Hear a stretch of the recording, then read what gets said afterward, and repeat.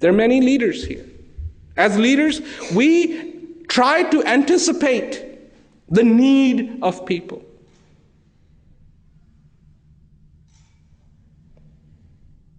But how can we anticipate the need of people effectively if we don't even anticipate our own needs?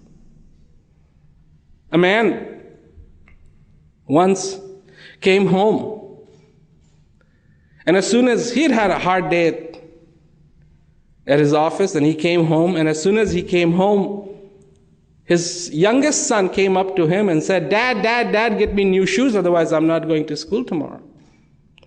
Well, as soon as the ruckus was heard by his second son, he came out and he said, Dad, get me a new bag, and if you don't get me a new bag, I'm not going to school tomorrow. Hearing the ruckus of the two children, the mother comes out of the kitchen and says, here's the grocery list, and if you don't get me this, you are not having dinner tonight. Forget about tomorrow, dinner tonight. And the man started crying. And he said to himself, he said, I worked so hard to make sure that my family is happy. But if I'm not happy myself, how can I make them happy? Who is this man? Who is this man? This is a real person.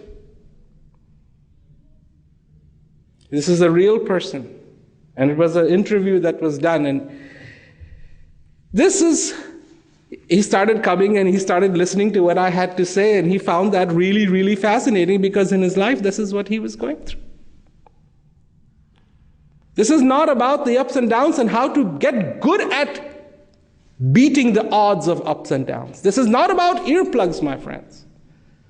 This is not about fixing the problem. This is about finding the reality. The reality. The reality that dwells in you, in your very heart. Listen, feel. The accomplishments, they will come and they will go. They will come and they will go. Time has not spared even the pyramids. This I can tell you firsthand. They, of course, say there's a show that happens there around the pyramids, and they tell you the pyramids have withstood the test of time. I disagree. They're eroding. And they know that. Time leaves nothing alone. Nothing. Nothing escapes time.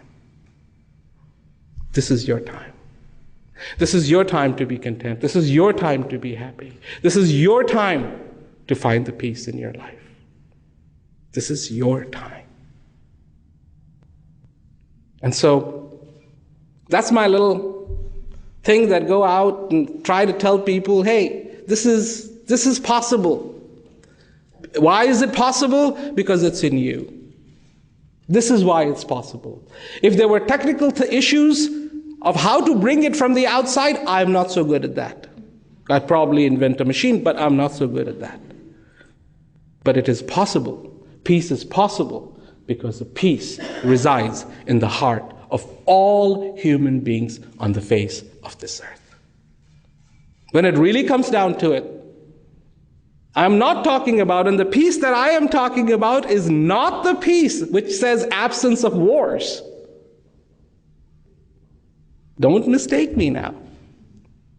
Because some of my very good friends, one of them just returned from Iraq. And I'm very glad he did. I'm not talking about absence of war. I'm talking about the only absence of war, the war that goes on in here. You know, one day, outside wars will be over, but the inside wars could rage on. This war has no ceasefire. It can be there day and night. Feel that heart, feel that feeling, feel that what is inside of you. That desire to be fulfilled. Feel it. This is your time. That's why peace is possible. It is people like you who are interested in peace. This is why peace is possible. This is your time.